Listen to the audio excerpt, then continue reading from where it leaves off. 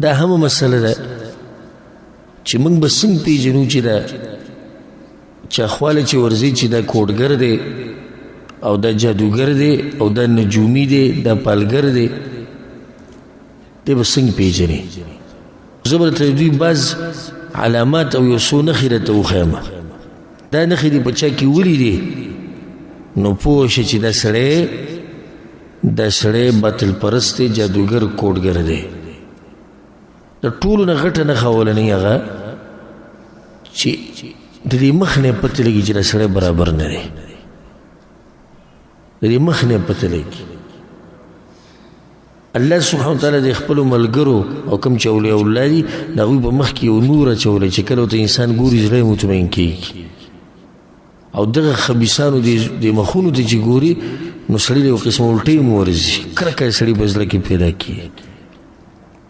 بل چې غزي ته ورننوځي سړی پیژني داسې لوګي پکې لګېدلي او اکثر تورې کپړې ځوړندې کړي ځای په ځای دیوالونو ته تورې چرلې اچولي او پردې ځوړندې کړي نو د شکل نه ته معلومولی شي که الله تعالی دا بصیرت در کړی یاله چې په خپله ته موحد نو چې اوس په خپله یو سړي عقیده خرابوي دی به هغه څه معلوم کړي دویمه نښه غټه دا ده چې د بیمار نه د هغه د نوم تپوس کوي او د مور د نوم تپوس دې کوي ستا د مور وایي څه نوم دی چې د مور نوم یې دنه معلوم کړو که نه پوه شي دا سړی بیمار دی ځکه چې په علاج کې د مور نوم ته څه ضرورت دی چې د مور نوم معلوموي دغه شان درېیمه نښه یې دا ده چې کله یې دا خبرې کولې چې په مستقبل کې به ته داسې کې او موږ ته هغه ځای معلوم دی او موږ به هغه سړی داسې کو او هغه به په مستقبل کې دا کوي پوه شي چې دا خبرې کله کولې دا جادوګر کوډګر خبیث دی دی د علم الغیب دعوه کوي څلورمه نښه یې دا ده اکثر وینه د وینې مطالبه کوي وینه به راوړي یا په پاڼه باندې وینه ولګوي یا په یو کاغذ باندې وینه ولګوي کله وایي دا به په اوبو کې اچوي کله وایي دا به په المارۍ کې کېږدي کله وایي په خاورو کې به یې ښخ کړي کله وایي سیزي به یې چې کله درته هم دا قصې کولې پوه شو چې دا څه دی دا جادوګر دی پنځمه نښه یې دا ده چې داسې منتر به وایي چې ته به پرې نه پوهېږې داسې منتر به وایي چې ته به پرې نه پوهېږې ځکه چې کله د باندې څوک دم اچوي نو دا ورته وایه په زور یې وایه په زور یې وایه ځکه دم شروط موږ ذکر کړي یو پکې دی چې هغه به په واضحه ژبه کې چې ته پوهېږي چې دی څه وایي نو دوی هغه منترې ورته کې وایي شپږمه نښه دا ده لیکل به داسې کوي چې ته به پرې نه پوهېږې 4 ولیکي او 5 ولیکي او څه کرښې جوړې کړي او په منځ کې به کې څه شکل جوړ کړي د یو ځناور یا د یو انسان او داسې نور څه لیکي پوه شي چې دا سړی جادوګر دی اوومه نښه دا ده چې د سړي نه او د بیمار نه کله ورته وایي ویښته به راوړي او یا د پلاني ټوپۍ به راوړي او یا د هغه پرتوګ به راوړي او یا د هغه پلاني بنین به راوړي نو پوه شي چې دا خبیث جادوګر دی لکه چې علاج کې دې خبرو ته څه ضرورت دی چې سړی قرآني علاج کوي دې خبرو ته ضرورت څه دی د پلاني په ټوپۍ او په بنین او په پرتوګ او په ویښتو ته څه کوي خو دی به دا اثرات غواړي اتمه نښه یې دا ده یو خاص حیوان به د ذکر کی څاروی او په خاص طریقه به حلاله توره چرګه به حلاله کی کله به حلاله کی د ماښام د منځه نه بعد په پلاني کنډر یا پلاني هدیره کې پوه شي دا خبیث جادوګر دی اوس تورې چرګې په علاج کې څه کار دی او بیا د توره چرګه حلالول نو کله به کې داسې وایي چې دا به حلاله کې حلالولو په ټیم کې به وایي چې د پلاني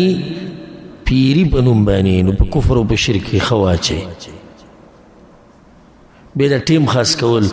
او مقبره او کنډر خاص کول او پلاني شړځي کې ولې نهمه نښه دا ده چې کله به درته داسې کار وښیي چې ته یې کولی نه شي. لکه هغه یو کس لګیا و ما ته ویلي چې 11 منګکان به د ماسپښین د منځه نه بعد نیسي. په دې کې د دوی چل دی چې 11 منګکان ماسپښین منځه نه بعد کوم ځای کې برابري نه ته به بیا ورشي چې خو ونه شو چې ونه شو زه خو به دغې نه کېږي ته لږې پیسې ډېرې کوه موږ به زور ورکړو نو بغیر دغې نه به یې وکړو نه خبر هغه ځای ته برابر کړي. کله به څه وایي تا ته وایي صحیح ده دا کار وشو خو داسې ده چې اسمان ته به نه ګورې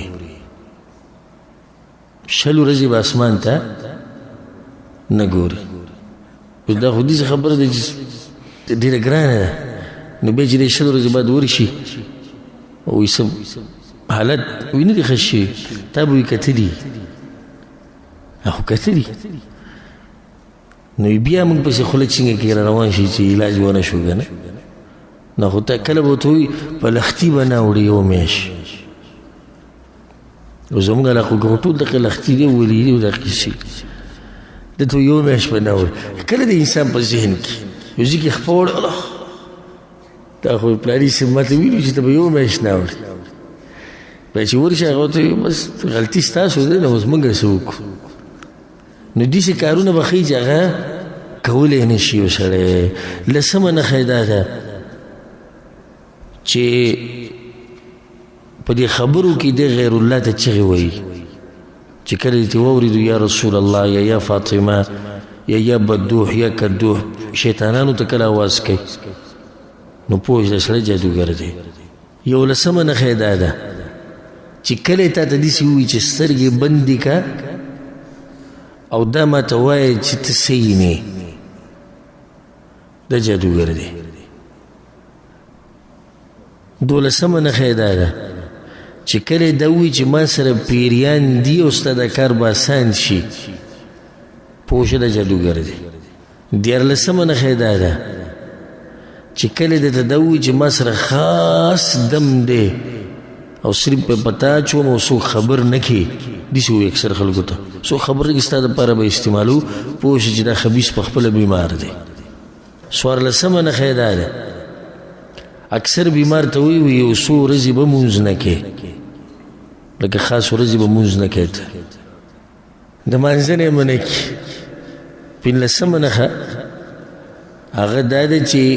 اکثر پاڼې او کاغذونه سړي له ورکوي وي دا به په کور کې لوګی کوي یا پلاني ځای کې به یې لوګی کوي. 14مه نښه دا ده چې اکثر په کپړو باندې سړي ته منتري لیکي دا کپړه به پلاني ورځ استعمالوي او دا به پلاني ورځ استعمالوي. دا شان یو نښه دا ده چې څه شی سړي له ورکړي دا به په خاورو کې خښ کړي پلاني ځای کې به یې خښ کړي یا د پلاني قبر سر ته به یې کېږدي یا خپو ته به یې کېږدي هلته به یې خښ کړي. الله دې موږ د دې جرم نه او د دې کفر نه دې الله موږ ساتي.